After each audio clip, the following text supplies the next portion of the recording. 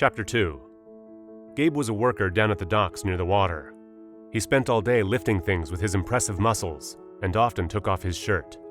His big muscles would gleam in the sun, not like when you see the sun reflect off a mirror in the distance and it goes all the way across the field to you, but more like when the sunshine reflects on the little ripples in a creek when you're standing close to it.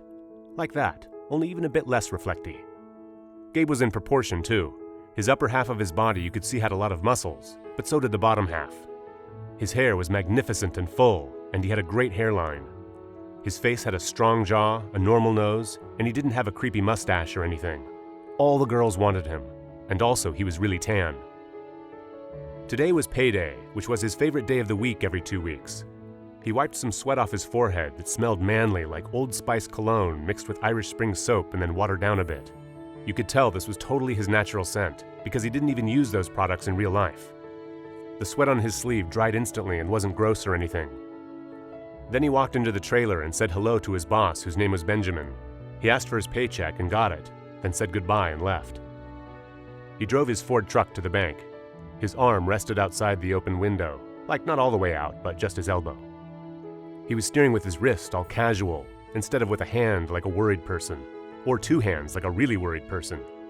His expensive sunglasses made by famous fashion people in France were on him. You couldn't see his eyes underneath, and the fronts reflected where he was driving. There was that weird effect like some rear-view mirrors have where some objects are bigger, but basically you could tell that he was driving along a road passing car dealerships and grocery stores and other traffic and stuff. And then he put 2 of his fingers on the crossbar thing of the steering wheel and turned right, because his wrist on its own probably wouldn't be able to do that from on top. He pulled into the bank parking lot.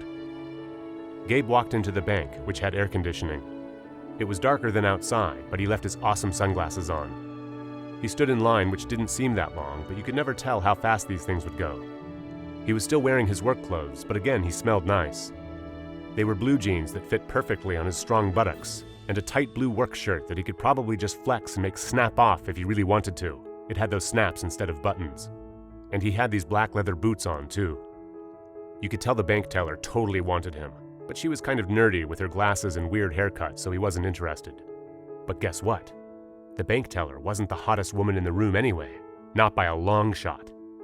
That title had to go to this hot woman who had her own desk, like a loan officer or something. She had on these high heels, these long legs with dark stockings, this red skirt, and this dark black shirt that was professional enough to wear at work, but still hot enough she could totally also wear it in a bar or club or wherever. Her chest was ample. Her arms were smooth, and her hands were really beautiful yet strong. You could tell she had a good grip. Her fingernails were painted by a professional. And her face was so much more hotter than a Playboy model, because usually those models only got in because they showed their boobs and their other thingy, so the bar was lowered a bit when it came to their faces, even though some of them were still pretty hot. But this woman was even hotter. She could make it into a magazine that was only about faces. But make no mistake, her body was still super hot and could totally make it into Playboy too, probably. Only one way to find out. And Gabe was going to find out whatever way that one way to find out was. She looked at his strong buttocks as he cashed his check across the room while leaning at the counter. Then he reached back and slowly drew out his wallet from his back pocket. He put his cash into it. Now his jeans were even tighter when he put his wallet back in because there was so much cash in it. He walked over to Cassandra's desk. On her nameplate it said Cassandra. That's how come he knew her name right away. He sat down and said a really funny play on words about taking out a loan. Only it wasn't just funny, it also contained a sexual reference innuendo. She laughed, and when she brought her hand back down, it landed on his. She drew it back, slowly, and licked her bottom lip with her tongue. She scratched the top of her desk ever so slightly with one of her fingernails, then reached over slowly and handed him a notepad, then the pen that was attached to the desk by that little chain. She made a joke back, both about applying for the loan, which was really actually a disguised way of asking for his number, and also about the pen, which was a metaphor for his thingy, and how it was chained, which was a hint that they were totally going to have S&M type sex. He wrote down his phone number. He only had to wait about 10 minutes before she was done with work and could go to the bar with him, but it was still good that she had his number so she didn't have to ask for it later.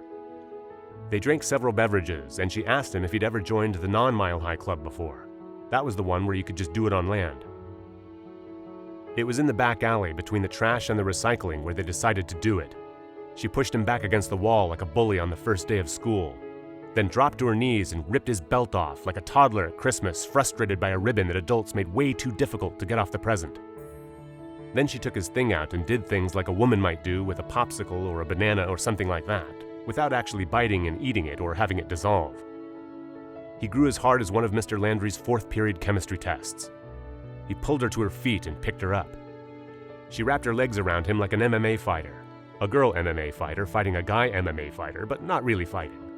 Then he bucked her like a bull at a rodeo, only one that was trained to buck smoothly and gracefully for way more than 8 seconds so the rider could stay on and enjoy it. Then he came unexpectedly, like a dog sneezing on a carpet. She was the best he ever had, and he had so many best ones so far.